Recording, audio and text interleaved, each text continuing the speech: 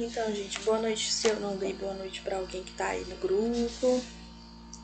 Hoje é a nossa última aula, que antecede a prova, tá? Da nossa disciplina de estudo radiológico das doenças. E nós vamos fazer uma breve revisão, né? Uma coisa bem por cima. Só pra gente ter uma noçãozinha do que estudar melhor para fazer a prova amanhã. Lembrem-se que o mais importante não é você fechar a prova colando, não. Se você conseguir fazer a prova, por mais que não feche a prova, mas que seja com os seus conhecimentos, é mais bacana, tá? É melhor. Vamos iniciar aqui. Primeiro, a nossa primeira aula, nós falamos de alguns termos, né, que a gente utiliza tanto nessa disciplina como em outras, né, que envolvem aí imaginologia, anatomia, tá? E o primeiro termo que a gente viu foi a questão da palavra patologia, né, que a gente entendeu como que forma a palavra e o significado, né? Então a gente vê que tudo que vier com logia está falando sobre o estudo de alguma coisa. No caso da patologia, o patos, né, que se origina do grego, fala de sofrimento, de doença. Então a patologia, né, é o estudo do sofrimento, de uma doença, tá? E aí ela é colocada como um ramo da ciência que estuda alterações morfológicas e fisiológicas dos estados de saúde, né? E quando essas alterações não são compensadas, né, quando essa questão morfológica e fisiológica estão alteradas, a gente pode dizer que o indivíduo está doente, tá? Alguém lembra, sabe me dizer o que é morfologia e fisiologia? O que diferencia, né, essas duas palavras? A morfologia ela é uma estrutura externa, né, do corpo, ou seja, os sistemas. Já a fisiológicas, ela já é a estrutura interna, tipo tecidos, vasos. No caso tu falou sistemas em morfologia, mas os sistemas estão aí dentro de fisiologia, tá? No caso, quando Pois a gente é, fala de fisiológicas, né, no caso. isso, quando a gente fala de sistemas, a gente está falando do sistema respiratório, sistema digestório, cardiovascular, Sim. tá? Então, os sistemas estão dentro do estudo da fisiologia. A morfologia é isso aí mesmo que você falou, tá? O estudo externo, né? As partes Sim. externas. Aí nós vimos uns outros conceitos sobre saúde, doença, sintomas e sinais. Né? A saúde, a gente viu aí que não é só um bem-estar físico, é o cidadão estar com seu bem-estar físico, social e mental. Né? E a doença é quando há uma alteração, né, psíquica, física ou social, no qual aquele indivíduo vai se sentir mal, né, podendo ter aí sintomas ou sinais, que foi onde a gente diferenciou aí o que é sintoma e o que é sinal, tá? Os sintomas são qualquer alteração que o indivíduo perceba do seu próprio corpo, do seu metabolismo, das suas sensações, tá? Somente ele que pode te dizer que ele está sentindo aquilo, é uma alteração que ele sente no corpo dele. Já os sinais são aquilo que a gente não precisa que o indivíduo conte pra gente que ele está sentindo, a gente pode observar, né, só olhando para o paciente, tá? Aí nós entramos na questão dos sistemas, né? Isso aqui faz parte da matéria de anatomia 2. Na matéria de anatomia 2, a gente estuda todos os sistemas do corpo: sistema muscular, sistema respiratório, cardiovascular. Já falei dos músculos já, né? Deixa eu ver, urinário. Digestivo, né? Isso, todos eles, os sistemas do corpo humano, a gente estuda em anatomia 2. Mas como vocês ainda não viram anatomia, e é bom a gente dar uma pincelada, por mais que vocês já tivessem visto, a gente deu uma pincelada aqui por cima sobre alguns sistemas para a gente poder entender melhor essa disciplina, né? a gente falou aqui, primeiramente, sobre o sistema respiratório, né? Sobre a respiração, que ela é uma troca gasosa do ar, né? Gás carbônico e oxigênio, quando a gente respira, né? Na nossa corrente sanguínea. E aí, na imagem, a gente tem uma pequena divisão do sistema respiratório. O trato respiratório superior, onde a gente tem a cavidade nasal, a faringe e a laringe, e o trato respiratório inferior, onde a gente tem a traqueia, o brônquio principal e o pulmão, tá? Essas são o sistema respiratório em si, com uma pequena divisão, tá? Só que aí, dentro dessas estruturas, a gente tem uma, né, que não é exclusiva do sistema respiratório, ou seja, ela não faz parte somente do sistema respiratório. Alguém sabe me dizer que estrutura é essa? Faringe. Por quê? Porque ela tanto passa a oxigenação ou então a passagem de alimentos. Exatamente. Que é doido, ele é um atropelando. Atropela, bicho. Se eu falei primeiro. Isso, gente. Falou a faringe, ela disse por quê? Eu disse porque passa alimento e oxigênio. Exatamente. Pronto. Isso, a faringe, tá? E aí nós temos uma outra divisão aí, a divisão geral do sistema respiratório, onde nós temos a faringe, a laringe, a traqueia, os brônquios e os pulmões, tá? Aqui, ó, a traqueia é exclusiva de passagem para o ar. A faringe se passa ar e alimento, como vocês estavam falando aí, né? Aqui nessa imagem a gente consegue observar os brônquios. Opa, eu passei sem querer. A gente consegue observar os brônquios e os bronquíolos, tá? Os brônquios são os principais, né? Que eles são os primários. E os bronquíolos são as ramificações, as partes menores.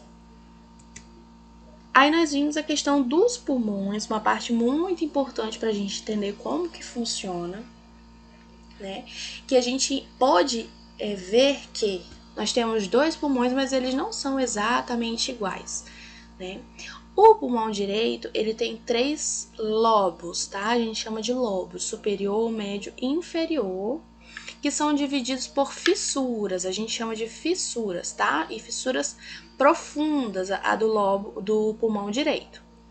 Já o nosso pulmão esquerdo, ele tem apenas 2 lobos, o superior e o inferior.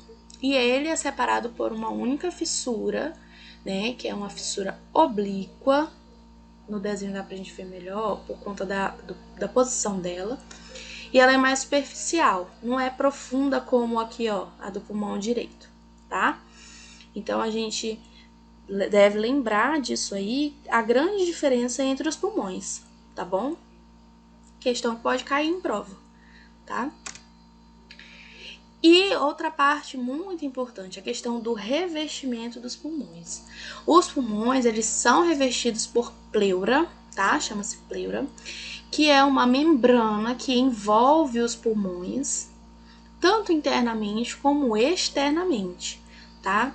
E entre essas duas membranas existe um espaço chamado espaço pleural, tá?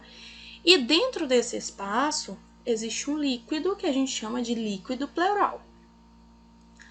Para a Adriana, que não estava aqui nas outras aulas, eu expliquei, Adriana, essa parte da pleura como se fosse, imagina um coração mesmo de boi, tá? E aí tu coloca ele dentro de um saco. Esse primeiro saco está mais próximo do coração em si, do músculo em si. Então, esse primeiro saco que você envolveu no coração, ele vai ser chamado de pleura visceral. Aí, você pega e coloca dentro de um segundo saco. Esse segundo saco, ele está mais distante do músculo em si, né? Então, ele vai ser a pleura parietal. E é claro que existe um espaço entre o primeiro saquinho que você colocou e o segundo saquinho que você colocou. Esse espaço a gente chama de espaço pleural. E nesse espaço tem um pouquinho de líquido. Esse líquido a gente chama de líquido pleural, que ele serve para amenizar o atrito entre uma pleura e outra quando o pulmão faz o movimento de expansão, tá? Quando ele incha de ar, esse líquido tá lá para que as pleuras não fiquem tendo atrito, tá? Então tá aí, muito importante, pleura visceral, que é a que reveste internamente, e a pleura parietal, que reveste externamente. Aí nós passamos para o nosso segundo sistema, que foi o sistema urinário, né? Que a gente chama também de aparelho urinário. Ele é o responsável pela produção e eliminação da urina e também tem a função de filtrar as impurezas do sangue, né, que está circulando no nosso organismo. O sistema urinário ele é composto aí pelos 2 rins, pelos ureteres, né, pelas vias urinárias, que são os ureteres, a bexiga e a uretra. No desenho a gente pode ver direitinho, ó, são 2 rins. Os ureteres são esses tubozinhos aqui, ó, que saem do rim e vem para a bexiga, ureteres. A bexiga e a uretra, tá? Tudo isso faz parte do nosso sistema urinário. Claro que existem mais partes específicas, a gente estuda por dentro do rim também, mas como eu estava falando para vocês, isso a gente vê aí na anatomia 2, tá? Bem explicadinho. Aí, essa mais grossa, azul, é o quê? É veia e artéria. Geralmente nas literaturas, tudo que é vermelho são as artérias, tá? Que é o sangue oxigenado, é representado em vermelho, e em azul são as veias, que são o sangue não oxigenado, tá? O sangue venoso, que a gente chama assim, por isso veia, sangue venoso, tá? Então aqui é a veia renal e a artéria renal, tá? Ok. Aí a gente vai entender bem direitinho isso na próxima matéria de anatomia, tá bom? A gente vai entender mais detalhadamente como é que funciona isso daqui. Para início, nessa disciplina, é só importante a gente entender isso, tá? Que o sistema urinário, a gente vê aqui os 2 rins, os ureteres, a bexiga e a uretra, beleza? Essa parte aqui a gente vai entender melhor na outra disciplina, mas o que a gente pode focar aqui agora e lembrar é a questão dos cálices, né? Que é a estrutura em forma de tubo, tá? Que tá no interior do rim e ela é formada aí pelos cálices menores, né? Tem os cálices menores, que são as partes menorzinhas, tá aqui nessa setinha, que eles se juntam e dão origem ao cálice maior, tá? Aí esse cálice maior vai se juntando e forma a pelve renal, que é essa partezinha aqui, que vai afinando e formando o ureter, que é por onde vai sair aí o sangue filtrado, né? Onde, na verdade, as impurezas do sangue que foi filtrado e a urina, pra gente botar pra fora, tá? E aí nós vamos falar sobre o sistema nervoso, né? O sistema nervoso aí é como se fosse a nossa rede de comunicação do organismo, tá? É formado aí por um conjunto de órgãos do corpo humano que possuem a função de captar mensagens, né? Estímulos do ambiente. Aí essas mensagens são captadas, interpretadas e arquivadas, tá? O nosso sistema nervoso ele pode ser dividido em 2 partes fundamentais, o central e o nervoso periférico, tá? Em anatomia, a gente chama o sistema nervoso central ou neuroeixo. Essas estruturas aí, ó, o conjunto de encéfalo, que é o cérebro, o tronco encefálico e o cerebelo, e a medula espinhal, tá? Esse aí é o sistema nervoso central, como se fosse a nossa placa-mãe, tá? Vamos imaginar que o nosso corpo é como um computador, aqueles computadores de mesa. Lá na CPU, seria o sistema nervoso central do computador. Lá onde é armazenado todas as informações, aonde saem todos os comandos, é de lá. E o mouse, por exemplo, faz parte do sistema nervoso periférico, tá? Que é formado pelos nervos, gânglios nervosos, e a função é levar essas informações até o sistema nervoso central, tá? fazer esse transporte de informações. Então, a gente pode ver aí, ó, o sistema nervoso periférico, né, é aquele que vai levar as informações até o sistema nervoso central, que é onde vai ser gravado as informações, as mensagens, e vai ser enviado respostas, tá? Essa foi a nossa primeira aula, né? Aí, nós começamos a entrar mais dentro do assunto que nos cabe aqui nessa disciplina, tá? Que foi a questão de inflamação. Para a gente poder entender como que funciona lá na frente, né, as patologias, a gente precisa entender primeiro o que acontece para causar aquilo lá, né? E a inflamação é uma das causas, tá? A inflamação a gente também chama de processo inflamatório e é uma resposta natural do organismo contra alguma infecção, alguma lesão, e tem o objetivo de destruir agentes agressores que possam estar afetando o nosso organismo, tá bom? E os processos inflamatórios, eles podem ser divididos em 2 tipos, tá? A inflamação aguda tem um início imediato, dura pouco tempo, né? Pode ser ocasionada por patógenos orgânicos, radiação ionizante, agentes químicos, traumas mecânicos, tá? Pode causar aí aumento da permeabilidade vascular, aumento da pressão tissular, tá? Que é da parede das veias, das artérias. Pode-se ter aí perda de função. E a principal característica para a gente entender a inflamação aguda da crônica, que é o nosso segundo tipo, é que a inflamação aguda, ela é mais curta, né? Ela vai demorar aí, tem as características de durar minutos, horas, no máximo dias. E a inflamação crônica, né, é causada aí pela persistência da inflamação aguda. Quando se tem inflamação aguda, não é tratada, não é feito um processo certo, ela vai persistir e vai dar origem à inflamação crônica, tá? E a principal característica da inflamação crônica é que ela é mais demorada, é mais difícil de ser tratada, tá? E vai durar aí de semanas a meses, ok? Diferença da inflamação aguda para a crônica. Na imagem, a gente treinou aí.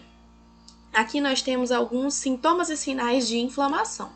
E a gente ficou treinando durante as aulas de identificar nesses desenhos o que seria sinal e o que seria sintoma. A Adriana, que entrou hoje só na nossa aula de revisão, vamos ver se está pegando direitinho. Adriana, dor é sinal ou é sintoma? Peraí. Sem pesquisar. Tá, não tô pesquisando não. É sintoma. Por que é sintoma, Adriana? Porque você tá sentindo. Só isso? Porque é uma coisa que você tá sentindo que não é normal. Tem mais? Mais ou menos. É porque é algo que uma segunda pessoa não pode saber se você não disser. É justamente isso que vai diferenciar o sinal do sintoma. Por exemplo, o inchaço, além de ser um sintoma, ele também é um sinal. Porque eu só olhando para você, numa parte que você esteja lesionado, esteja inchado, eu já percebo que tem alguma alteração orgânica em você, né? Porque aí é algo visível, tá? O rubor é aquela quando a gente fica vermelho, né? A parte fica vermelha, também além de ser um sintoma, é um sinal. O calor também é um sintoma, tá? No caso, a gente, para sentir o calor, a gente pode incluir aí febre, tá, gente? E aí eu só vou saber também se eu for lá chegar e tocar na pessoa, ferir a pressão e a temperatura e, né, fazer os exames primeiros, né, de primeiros socorros, assim. Aí esses são alguns sinais e sintomas de inflamação: calor, rubor, inchaço, dor e perda de função. Aí nós iniciamos o processo de imunologia, né? A gente viu que a imunologia vai ser aí um ramo da medicina que estuda o nosso sistema imunológico e qualquer condição que possa afetar esse nosso sistema imunológico, né? Ele é composto aí por linfócitos, leucócitos, fagócitos, tá? Que são os nossos defensores, né? E fazem parte da defesa do nosso corpo contra vírus, bactérias, fungos, qualquer tipo de invasor do nosso organismo, né? Eles fazem a nossa defesa, tá? E aí, dentro desse processo de imunologia, né? Nós temos aí 2 tipos, tá? A imunidade natural e a imunidade adquirida. A imunidade natural, que a gente também pode chamar de imunidade inata ou não específica, é aquela que a gente já nasce com ela, tá, gente? É a nossa primeira linha de defesa. Esse tipo de imunidade a gente não adquire com o tempo, a gente já sai da barriga da mãe com elas, tá? São as barreiras químicas, físicas e biológicas. Aí nós temos um quadro, né, com alguns tipos de barreiras que fazem parte da imunidade natural, tá? Que nós temos no nosso organismo assim que nós saímos da barriga da nossa mãe, né? A pele é a principal barreira que o nosso corpo tem contra os agentes patogênicos, né? Contra vírus, contra bactérias. Aí depois nós temos mais exemplos, né? Os cílios, que protegem os olhos, impedem a entrada de partículas, né? Impedem a entrada de poeira, tá? Pequenos insetos. A lágrima, que faz a limpeza, a lubrificação dos olhos, protege o globo ocular de infecções, né? O muco, que é qualquer fluido produzido pelo nosso organismo, tem a função de impedir que alguns micro-organismos entrem no nosso sistema respiratório. As plaquetas, que são componentes lá do nosso sangue, né? Que diante de um ferimento, por exemplo, elas produzem uma rede de fios, impedem a passagem das hemácias para poder reter o sangue, para a gente não ter hemorragia, né? Coagula lá o sangue, tá? A saliva também faz parte aí, né, da imunidade inata, a imunidade natural. Lubrificam a boca, né? Protegem contra vírus, tá? O suco gástrico, líquido produzido pelo estômago, que faz aí papel no processo de digestão dos alimentos, né? Tem uma acidez elevada e impede a proliferação de micro-organismos, tá? Além de triturar, vamos dizer assim, os alimentos. E o suor também faz parte da nossa imunidade inata, né? Possui ácidos graxos que ajudam a nossa pele a impedir que entre em contato com o nosso organismo alguns fungos através da pele, tá? Então, até o nosso suor também é uma medida aí de defesa do nosso organismo, tá? Já a imunidade adquirida, ou a gente pode chamar de imunidade adaptativa ou específica, é aquela, né, que a gente pega pra gente durante o nosso tempo de vida. A gente adquire ela na nossa vida, como os anticorpos que a gente pega. Lembra que a mãe fala, o menino precisa brincar embaixo, que é para pegar anticorpos, né? Que é para desenvolver anticorpos para ficar mais forte contra as doenças, né? Para o organismo, o sistema imunológico ficar mais forte. E as vacinas também fazem parte dessa imunidade adquirida, adaptativa, específica, né? São feitas aí para ajudarem a nossa imunidade, né, inata, natural, né, a combater esses micro-organismos que possam estar aí vindo para afetar o nosso corpo, né?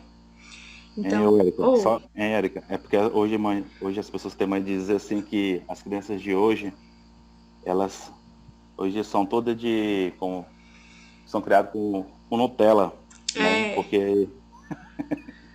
Porque não andam mais descalças, né? Isso.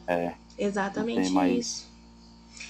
Elas não criam anticorpos, né? Não adquirem os anticorpos e vivem com alergia. Adoecem logo, né? Alergias, imunidade baixa, tem doença respiratória, né? Tudo isso. Porque realmente não teve aí essa questão da imunidade adaptativa ou adquirida feita de maneira correta, tá? Exatamente. Aí nós terminamos essa aula. Quando nós iniciamos, já foi para dar um pontapé nas nossas patologias, tá? Começamos a falar sobre neoplasia. O que é a neoplasia, Márcio? Neoplasia é um câncer, por exemplo. Né? É um tumor. Mas assim, né? Ela pode ser ela é chamada também, né, de carcinoma, neoplasia. Isso. Mutações genéticas. Exatamente. O câncer, como tu estava falando, faz parte aí da neoplasia maligna, né? A neoplasia aí é uma proliferação anormal, né? O crescimento anormal, autônoma e descontrolada de algum tecido do nosso corpo que a gente chama de tumor, né? E a neoplasia, ela pode estar classificada em neoplasia benigna ou a neoplasia maligna, né? A neoplasia benigna, ela é um tumor que apresenta aí um crescimento lento e organizado, formado por células que são semelhantes às células que estão no tecido normal. Então, quem não grifou, essa é a hora, o momento de grifar aí a parte principal. Grifem. Crescimento lento e organizado, tá? Como é que o Márcio fala, vai cair na prova, hein? Grifem aí, ó. Neoplasia benigna, crescimento lento e organizado. Pode falar. Não, essa aí é a pergunta marginal. Tô dando logo uma pista para vocês. Isso mesmo. E a neoplasia maligna, tá? Ou o tumor maligno, né? Diferente lá da benigna, que tem o crescimento lento e ordenado, aqui na maligna o crescimento é rapidíssimo, tá? São células de formatos diferentes do tecido normal. Esse tumor aqui, ó, tem os limites dele pouco definidos, tá vendo na imagem, na representação aí, bem desordenado, as pontas meio que tortas, né? E na neoplasia benigna, né, as estruturas mais distantes dele é bem formadinha. Na maligna não, é tudo desorganizado, tá? E é capaz de invadir tecidos vizinhos, né? Podem provocar metástase, onde ele se origina numa célula, né? Numa parte do tecido. As células se originam em uma parte e partem para outra, tá? Então, grifem aí, ó. Crescimento rápido, forma diferente, tá? Grande diferença entre a neoplasia benigna e a maligna. E aí nós iniciamos a falar aí dos nossos exames, né? Primeiro exame, urografia excretora. Esse é um exame que a gente vai falar dele de novo na nossa disciplina de exames contrastados, tá? Mas eu coloquei aqui porque a gente deu uma pincelada lá no nosso sistema urinário, então dá pra gente entender um pouquinho aqui, né? Esse é o exame mais comum feito para visualizar aí, né, as partes do sistema urinário, onde a gente pode ver os grandes cálices, os pequenos cálices, as pelvis renais, os ureteres e a bexiga, tá? O objetivo desse exame aí é ver como que tá a capacidade funcional dos rins. Ei, professor, eu não entendi aquela que tu fala para grifar, qual o sentido, onde é que é para grifar? Aqui você... Voltei já. Aqui você vai grifar, ó, a diferença para você ver quais são as principais diferenças, o que vai mudar do que dizem neoplasia benigna e a neoplasia maligna. Você vai grifar em neoplasia benigna, aí você grifa crescimento lento e organizado. Na maligna, você grifa aí, ó, crescimento rápido, formas diferentes, tá? Apresentam forma diferente daquelas que estão presentes do tecido normal. Entendi. Tá? Tá bom. Voltando aqui à urografia excretora. Tem o objetivo de analisar a capacidade funcional dos rins, né? E o paciente também precisa de todo um preparo, né? O trato intestinal, ele deve estar livre, ou seja, sem alimentos. Gases também não pode, atrapalha na imagem, né? Material fecal também. Por isso é feito todo um preparo antes de fazer esse exame, né? Para poder fazer uma visualização perfeita do trato urinário. Então, no caso, o paciente faz esse exame em jejum, né? Isso, ele faz antes, né? Um preparo um dia antes. Porque se ele não fizer esse preparo, os gases, lembra que a gente viu, Márcio, que o ar, a gente vê pretinho na imagem? Sim. Se ele tiver com gases, o ar fica pretinho assim, as manchinhas pretinhas, que é o ar, né, dos gases, e aí atrapalha na visualização aqui dos ureteres, tá? E aí pode atrapalhar aí nessa visualização. Então aqui a gente tem a imagem, ó, é um exame contrastado, por isso que tá aparecendo branquinho aqui, ó, essas partes. E a gente pode visualizar o desenho aqui, a representação e como que aparece na imagem. Aqui, ó, os dois rins, ó, o formato do rim aqui, mais ou menos o mesmo formato que no desenho. Aqui, ó, a fontinha do outro rim tá bem aqui. Vem aqui, faz outro rim, parece tipo um amendoim. Aqui os cálices menores, né, se dá pra ver melhor. Os cálices menores que se juntam, formam os cálices maiores, essas partes mais grossinhas. E essa parte aqui é a pelve renal, a gente chama de pelve renal.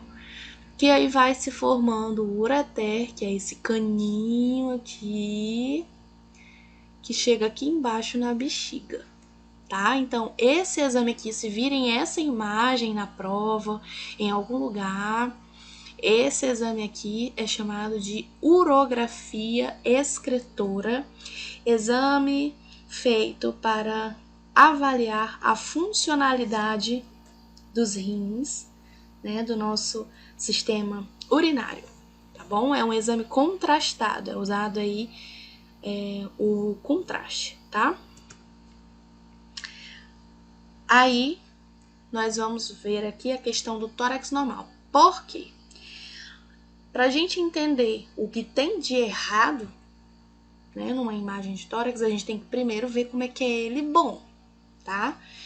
Gente, um minutinho, deixa eu só responder a turma 17 aqui no WhatsApp, rapidão.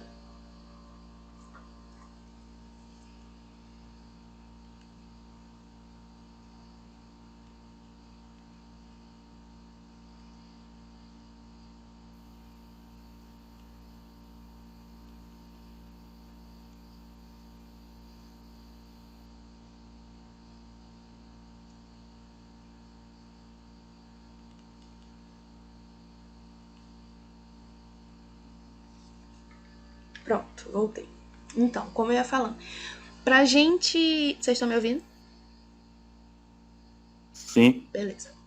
Então, pra gente entender como que é um tórax que esteja com alguma patologia, né, que tenha algo de errado, a gente tem que entender como é que é ele bom, né, sem nenhuma alteração.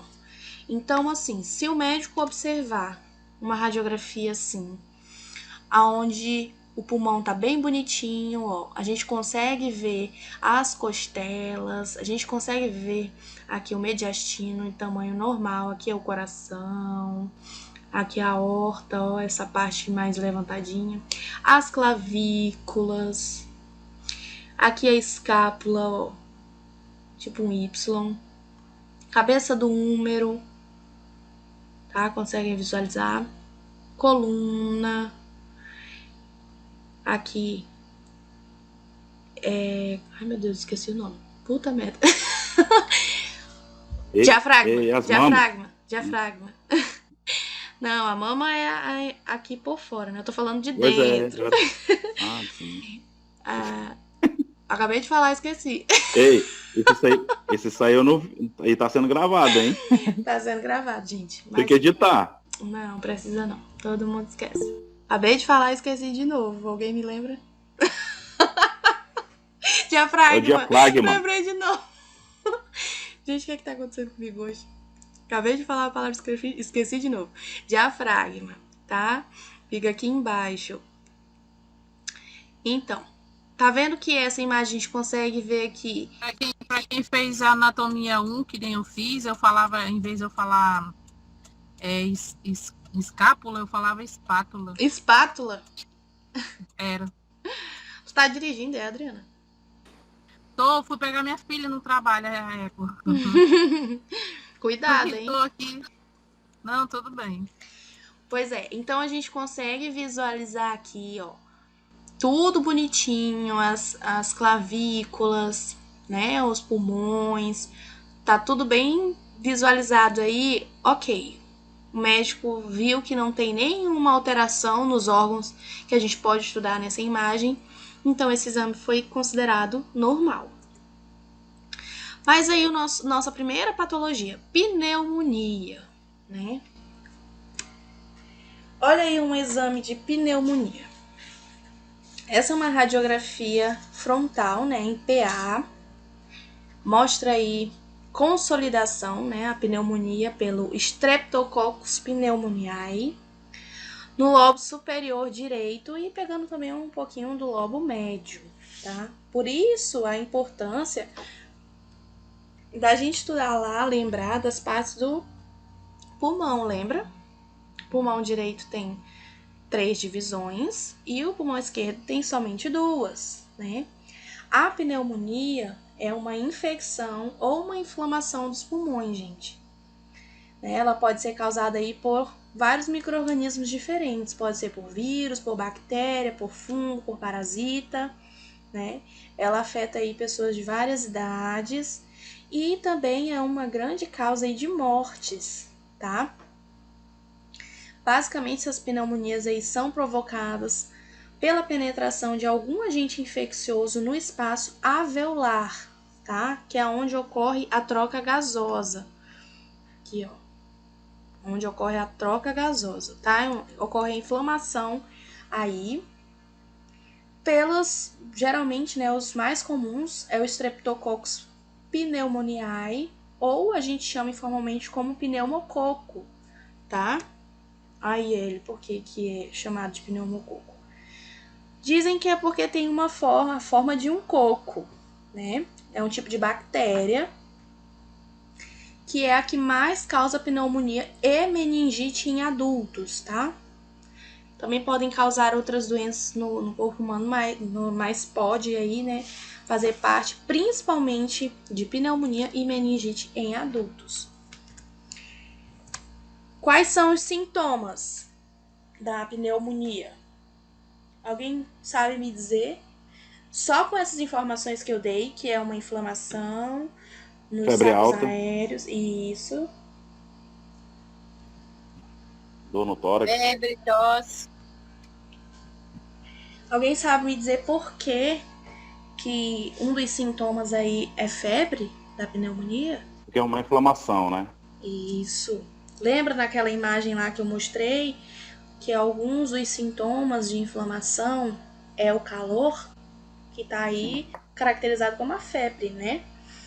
E aí causa também a falta de ar, secreção, né, de um muco purulento que pode ter a cor amarelada ou esverdeada. Então aí nós temos a pneumonia, né? É uma inflamação. Aí nós falamos de pneumotórax. Dei a dica para vocês e dou de novo. Pneu, vamos pelo nome das patologias. O que tem no pneu do carro? Ar. Então, subentende-se aqui, pneumotórax seja algo envolvido com ar, tá? E o que é? É o acúmulo anormal de ar entre o pulmão e a pleura que reveste internamente o pulmão, que chama, qual é essa pleura? Pleura visceral. Exatamente, né? O espaço pleural. O ar vai comprimir o pulmão e causar uma grande dificuldade para respirar. Como que a gente vai ver e identificar que é uma pneumotórax na imagem? Quando é ar, a gente vê mais escurinho, tá? Então, se você vê numa radiografia mais escurinho assim, como se tivesse pintado de preto por cima das costelas, porque você percebe aqui, ó, que mais em cima, no lobo superior do pulmão direito, dá a impressão que a costela tá por cima do pretinho, né? Já aqui embaixo, ó, parece que o preto tá por cima da costela. Isso aqui é ar. Viu o pretinho? É ar. Subentende-se que vai ser a pneumotórax, tá bom? Sintomas do pneumotórax: dor torácica, encurtamento da respiração, agitação, cansaço fácil, aceleração dos batimentos cardíacos e cianose, tá? Dor torácica, por quê? Meu pulmão está sendo comprimido, então eu vou ter dor. Encurtamento da respiração. Se meu pulmão está comprimido, ele não está podendo fazer a movimentação dele correta, ele não está podendo expandir tanto. Então, ele vai expandir só o tanto que ele puder. Se é pouquinho, então a minha respiração vai ficar mais curta, tá? Agitação, porque a movimentação do meu pulmão vai estar curta. Então, os batimentos cardíacos, olha aí, ó, a aceleração dos batimentos cardíacos vão aumentar. Então, o sangue vai circular mais rápido, então eu vou ficar mais agitada, né? O cansaço vai ser fácil, ou seja, seu pulmão já tá funcionando mais rapidinho, com mais dificuldade. Se eu der uma carreirinha daqui para ali, ele vai aumentar mais ainda, o coração vai bater mais rápido ainda e eu vou ficar cansada muito mais fácil. E no final disso tudo, cianose é aquela cor azulada, né? Aquela cor roxeada que está presente aí em uma questão de envenenamento, né? Em alguns casos de envenenamento e principalmente em casos de falta de ar, com pulmão comprimido, funcionando pouco, né? Tá faltando oxigênio para mim. Então, vai faltar um pouquinho da respiração e eu vou ter aí a cianose, tá? Tem que ter cuidado, né, quando a gente vê um exame muito penetrado, né, quando a técnica que foi usada tá errada. E aí a gente vê uma cor mais escura, né, em algumas partes dos campos pulmonares, por conta da técnica ruim, e a gente pode pensar que seja um pneumotórax, mas é apenas uma técnica ruim. Então, por isso a importância da gente saber realizar um exame de qualidade e identificar quando o exame tá com uma técnica errada e quando é realmente uma patologia, tá bom? Aqui uma representação, um desenho de um pneumotórax, onde ocorre uma ferida torácica, né? O ar fica comprimindo aqui o pulmão. Olha o tamanhozinho que ele ficou aqui, bem comprimido. E chega a empurrar o coração. É um dos casos aí que a gente deve tomar cuidado, né? Quando essa pressão é muito grande, que ela chega aí a empurrar o coração e aí pode levar até a morte, tá? Ó, aqui há uma imagem. São os chamados pneumotórax hipertensivos. Eles desviam as estruturas mediastinais, que são essas estruturas que ficam no meio, né? A coluna, o coração, a veia, a artéria, a aorta, né? Então é preciso tomar cuidado com esses tipos de pneumotórax, que eles podem levar aí à morte, né? O acúmulo de ar é muito grande, a pressão é muito grande, comprime o pulmão, diminui o retorno venoso, ou seja, impede a passagem do sangue para o coração, desloca ele e aí pode levar à morte. Aí nós terminamos e no outro dia a gente terminou o nosso assunto falando das outras patologias que faltavam, né? Derrame pleural, atelectasia, tuberculose e o câncer de pulmão. Derrame pleural, a dica que eu dei. Quando a gente fala em derrame, sabendo que a gente está falando de patologias pulmonares, né? O que a gente lembra? Eu me lembro que possa ser água, alguma coisa líquida, né? Derramando. Então, quando eu falo em derrame pleural, eu lembro de líquido. E é justamente isso, é o líquido em excesso entre as pleuras, né? E aí nos dá essa imagem branca, tá? É de um branco tão forte que a gente não consegue ver mais nada além dessa imagem em radiolúcida, tá? Gravem aí, que é uma parte muito importante para a gente saber diferenciar o derrame pleural da atelectasia pulmonar. O derrame pleural, a imagem vai aparecer assim, a gente não vai conseguir visualizar as costelas, a gente só vai ver branco, né? É líquido, tá? É um líquido em excesso entre as pleuras e vai aparecer na imagem desse jeito. Os sintomas do derrame pleural aí vão variar de acordo com a gravidade desse derrame. Então, é muito comum a falta de ar, que a gente chama de dispneia. A dor é tipo pontada, que dói mais quando você tosse. A tosse é seca e dolorosa. E você tem aí a falta de ar acompanhada da cianose, que é a cor azulada, né, roxeada, e mais febre, tá bom? No caso da atelectasia, também vai aparecer branco. Só que a grande diferença é que no caso da atelectasia, mesmo a imagem aparecendo com um branco aqui, ó, eu consigo enxergar as costelas. Então, é uma boa dica da gente entender como que eu vou diferenciar se é derrame pleural e se é atelectasia, tá?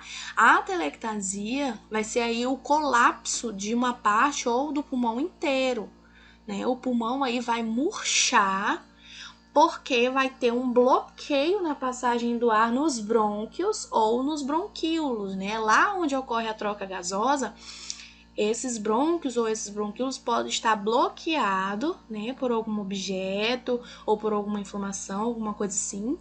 E aí vai causar atelectasia pulmonar, não vai ter aí aquela troca gasosa, o pulmão murcha e nos dá essa imagem aí, a gente chama de atelectasia pulmonar. Os sintomas é que depende também do tamanho da área afetada, né? A dor torácica, tosse, dificuldade para respirar, que a gente chama de dispneia, tá? E é mais comum essa patologia em crianças, né? Que possam engolir aí alguma coisa, algum objeto estranho, né? Pode ocorrer também em pacientes acamados, pacientes que levam anestesia ou pacientes que possuem doenças crônicas, tá? Então, sempre lembrem aí, tanto o derrame pleural quanto a atelectasia pulmonar, elas aparecem aí como uma imagem mais esbranquiçada nos pulmões. A grande diferença é que no derrame pleural a imagem é tão branca que eu não consigo ver mais nada. Na atelectasia pulmonar, a gente consegue, mesmo estando branquinho, a gente consegue visualizar ainda as costelas, tá bom? A tuberculose, gente, é mais fácil da gente diagnosticar, vamos dizer assim. A tuberculose é uma doença infecto-contagiosa, né? Ou seja, ela é transmissível, causada por uma bactéria que afeta principalmente os pulmões, mas também pode ocorrer em outras partes do corpo, tá? E o principal agente causador da tuberculose pulmonar é o Mycobacterium tuberculosis, tá? Uma bactéria. Os sintomas aí da tuberculose vai ser o cansaço excessivo, vai ter uma febre baixa, sudorese noturna, ou seja, eu vou suar somente durante a noite, falta de apetite, palidez, rouquidão, fraqueza. E como que vai aparecer isso na imagem radiográfica pra gente? Como se fossem bolas, tá? Tá vendo aqui uma bolinha? Pode aparecer no outro pulmão também, pode aparecer 2, 3, vai depender da gravidade, tá? Então, lembrando, pneumotórax, pneu vem de ar, né? Então vai aparecer uma imagem com preto lá no meio, por cima, como se tivesse sido pintado por cima das costelas. No caso do derrame pleural, vai aparecer meio branco e o branco é tão forte que a gente não vai conseguir ver nada além dele. A atelectasia aparece branco também, só que eu vou conseguir enxergar as costelas, tá? O branco não é tão forte. E a tuberculose vai aparecer aqui como se fossem bolas, tá? Como se fossem bolinhas. Por último... Érica, só o que é essa meningite? É que aqui ocorre em criança também, tem aquelas patacas vermelhas, É mais difícil ocorrer em adultos? Ah, tá. Tá? Sem dúvida. Obrigado. E o diagnóstico aqui, né, vai além da radiografia, né? Pode ocorrer aí a broncoscopia, que é a biópsia pulmonar. O médico vai avaliar também aí o catarro, tá? Vai fazer toda uma junção aí de exames e análises clínicas, tá? Por último, o câncer de pulmão. É o mais comum dos cânceres, né? Malignos, dos tumores malignos, que tem um aumento de 2% ao ano, né, da incidência, ou seja, a cada ano aumenta 2% de casos de câncer de pulmão, né? Ela pode ser causada aí por químicos, né? Eu dei o exemplo também do... Qual é o nome, Márcio? Amianto. Isso, é amianto. Amianto, quer dizer. Isso, eles estão presentes no cimento, nas telhas, né? Já foi reduzido bastante da indústria porque sabe-se que é um químico perigoso, né? Mas ainda existem, por isso a gente tem que tomar cuidado em construções, quando está fazendo reforma em casa, porque ele afeta e pode causar o câncer de pulmão, tá? E ele geralmente é causado aí, quando é causado por químico, né? Geralmente são no ambiente ocupacional, ou seja, onde a gente trabalha, tá bom? Existem basicamente 2 tipos de câncer de pulmão, né? Que são aqueles de células pequenas e das não pequenas, né? Olha uma imagem de câncer de pulmão. Parecem como manchas, tá? Eu coloquei 2 imagens, uma como tomografia e a outra em raio-x. É diferente de todas as outras, parece que tá manchado por dentro, tá vendo? Câncer de pulmão.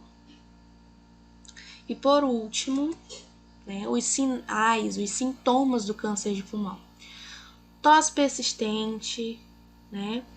Mudança de tosse naqueles que são fumantes, né? Tem uma tosse de um jeito e aí muda. A respiração fica curta. Pode haver aí escarro com sangue, rouquidão, dor no tórax, né? Uma dor persistente, principalmente quando o indivíduo faz uma respiração profunda, né? E pode ocorrer aí com pneumonias de repetição, tá? E todos esses exames são feitos aí com o mesmo posicionamento que a gente conhece, viu lá em técnicas básicas, né? Iniciou a ver, não sei se vocês, eu acho que vocês não terminaram, né? De ver técnicas básicas. Ainda não, tá? Ciências radiológicas básicas. A gente vê lá, tá? Paciente aí na posição ortostática, que é de pé, né? Ou quando o paciente tem dificuldade aí, pode fazer sentado, com os pés afastados para o peso ficar igualado, distribuído sobre os membros. O queixo é elevado, né? E aí pode fazer de 2 formas, vai depender da técnica que você preferir quando estiver trabalhando. As mãos sobre os quadris aí, ó, como tá na primeira imagem, ou, como é o mais comum, a gente vê, né, abraçando o buque, tá? Lembrando que os ombros têm que estar bem encostados aí no buque, para as clavículas aparecerem bem também na imagem, tá? Para ver aí o movimento das escápulas também. E aí a gente faz um parâmetro radiográfico do MAS ser mais baixo um pouco e o KV ser mais alto um pouquinho. Lembra? MAS são para estruturas moles, né?